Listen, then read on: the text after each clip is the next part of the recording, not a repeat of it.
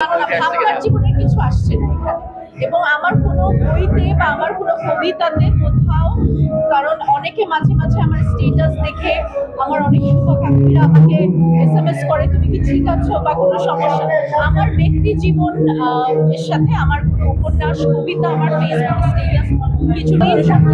আপনি উপন্যাস কেন লেখেন না? তো আমার মনে হয় আমার পাঠকরা এবার আমার কাছ থেকে প্রেমের একটি উপন্যাস পেতে যাচ্ছে, এবং আমার উপন্যাসের নাম হচ্ছে আমরা কখনো বন্ধু ছিলাম না। একটু ঝাল মিষ্টি থাকবে, একটু প্রেমময় উপন্যাস এবার লিখেছি, কারণ পাঠকরা সবসময় বলে আপু আপনি কেন প্রেমের কিছু লেখেন না, এত কঠিন কঠিন গল্প কেন লেখেন। তো এবার পাঠকদের জন্য খুবই সোজা প্রেমের গল্প। আর সেখানে প্রচ্ছদে কি এবারও আপনার যে প্রিয় প্রচ্ছদে সবসময় কাকের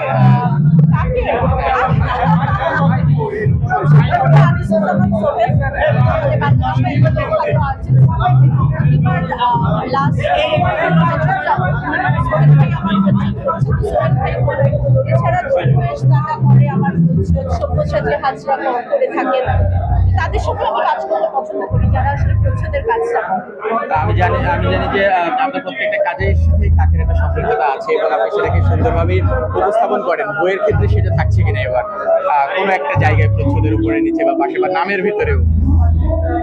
আপনারা উপন্যাসটা পড়লে অবশ্যই কাককে তো পাবেনই, কারণ কাক আমার খুবই পছন্দের পাখি, আপনারা জানেন। এবং আমার আরো ভালো লাগে যখন আমার সাথে কারো দেখা হয়, সবাই আমাকে কাকদেরকে নিয়ে প্রশ্ন করে, আমাকে জিজ্ঞেস করে যে কাকদেরকে কি খাওয়াবো, আপনার বাসার কাকরা কেমন আছে। তো এই যে আমার কাছে খুব ভালো লাগে। দেখেন সোশ্যাল মিডিয়ার অনেক সবাই বলে অনেক খারাপ দিক আছে, কিন্তু আমি বলবো যে এই প্ল্যাটফর্মটাকে আমরা কিভাবে ইউজ করবো সেটা আমাদের দায়িত্ব। যেরকম আপনারাও আমার বিশ্বাস এখন কাককে ভালোবাসেন, সো এত কাক সেটা আমার কাছে খুব ভালো লাগে। রোমান্টিক উপন্যাস আসছে, সেখানে কি আপনার জীবনের বাস্তবিক অর্থে কোনো গল্প উঠে আসছে কিনা? আমার জীবনের কিছু আসছে না এখানে, এবং আমার কোনো বইতে বা আমার কোনো কবিতাতে কোথাও, কারণ অনেকে মাঝে মাঝে আমার স্ট্যাটাস দেখে আমার অনেক শুভাকাঙ্ক্ষীরা আমাকে SMS করে তুমি কি ঠিক আছো বা কোনো সমস্যা। আমার ব্যক্তি জীবন এর সাথে আমার কোনো উপন্যাস কবিতা আমার ফেসবুক স্ট্যাটাস কিছুর কোনো সংযোগ শেষ জানতে চাইবো যে নানা প্রেক্ষাপটে, দেশের নানা প্রেক্ষাপটে দেখি আপনাকে নানা ধরনের স্ট্যাটাস দিতে, ভালো খারাপ সময় দুইটা সময় হোক, রিসেন্ট ইস্যুতেও দেখেছি নানাভাবে লিখতে। আসলে এই বিষয়গুলোকে কিভাবে প্রোটেক্ট করতে চান আসলে, সামাজিক হোক রাজনৈতিক হোক সবকিছু মিলিয়ে?